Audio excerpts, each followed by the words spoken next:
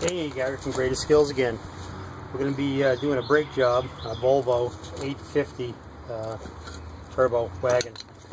1996, an oldie but a goodie. This thing went metal on metal for quite some time. It's my car, it's my work truck. Yeah, I know you're not supposed to drive it that way, but I kind of know exactly how far I can push it before I have a major problem. So anyway, we're going to do the pads, we're going to do the rotors. The rotor on this side, the other side is still good. And normally if you're going to just take the pads out, you got these pins here, and you can just tap them. Not easy sometimes.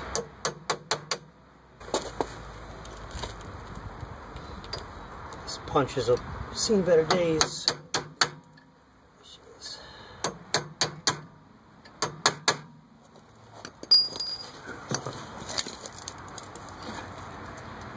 We'll grab the back side.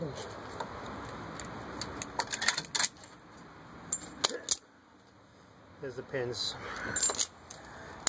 Now, if you're just going to do pads and the rotors are still not chewed up like this and they're flat and you didn't go metal on metal, that's metal on metal.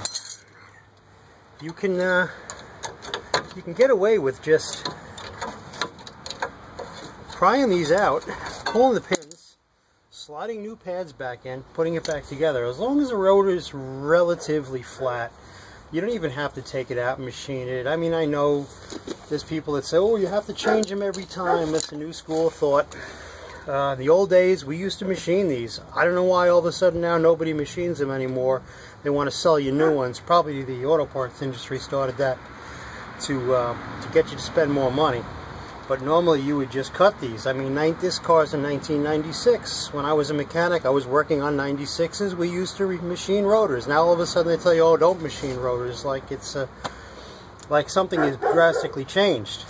So I don't know. Anyway, in this case though, when they do get this bad, you got to change them.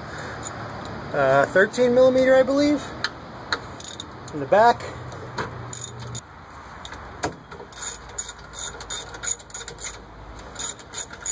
These have a fixed caliper. They don't float on pins. Pads float on the pins. So there's a solid metal line on here, so it doesn't really bend like you would with, say, front brakes. So you kind of got to be careful not to kink it up too bad. There's our calipers. I'll put it where it won't fall. We got a 10 millimeter, I believe, here. I'll have to find my socket. Take that off and the rotor should come right out. My mistake. It's a 9, not a 10.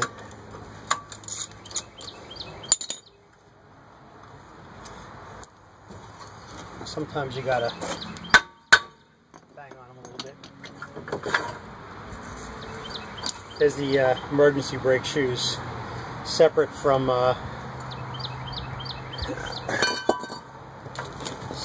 the main brakes. Alright, so that's it for the rotor. Bearing looks pretty good. This looks pretty good.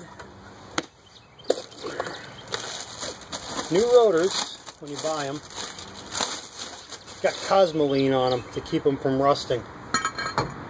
You have to take a rag, some paper towels, clean that stuff off. A little acetone, a lacquer thinner, mineral spirits, brake cleaner, whatever you got. Just to get that stuff off of there. To get the inside as well.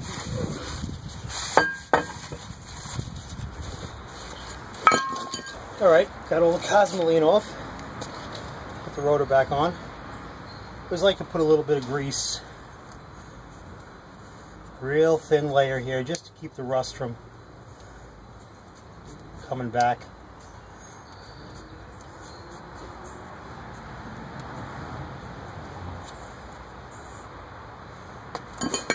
Sometimes you can't get these things off. So it's always a good idea to put grease on the surfaces.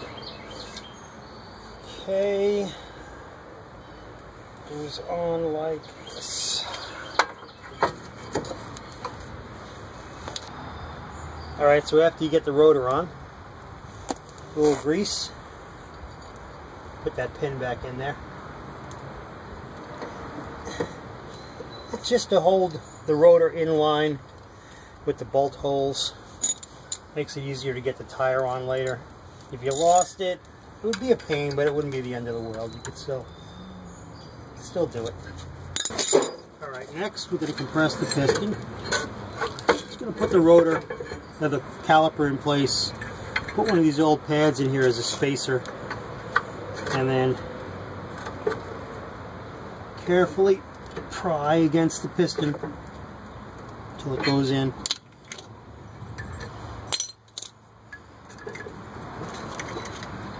Put a thicker one on that side. Pry this one back in. That one's frozen. I think that one's frozen.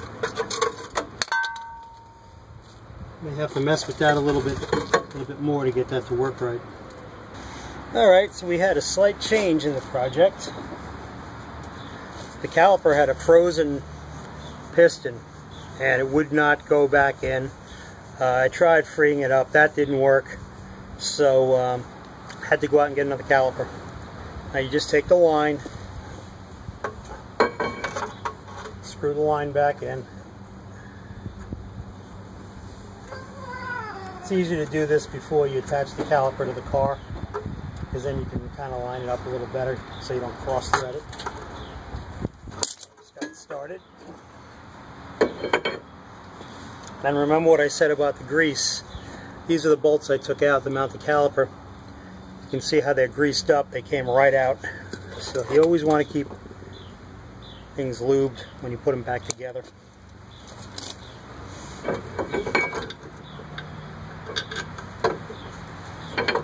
This way next time you can get them apart.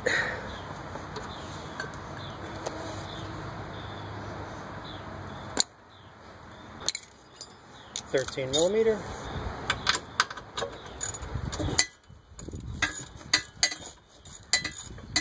Pads, they got a little anti-squeal on the back side of them.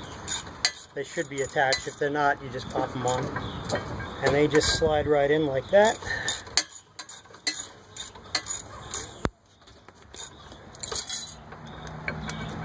This one like that.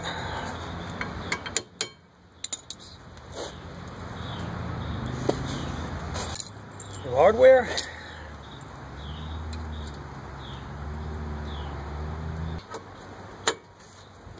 Snug the caliper bolts back up. Okay.